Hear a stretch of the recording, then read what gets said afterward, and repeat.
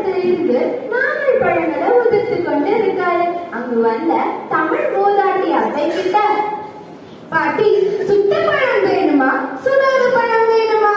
சுடாத பழமே தாருமையா என சொல்லிட்டு மண்ணிலிருந்து நாவல் பழங்களை எடுத்தாரு அப்பையாரு.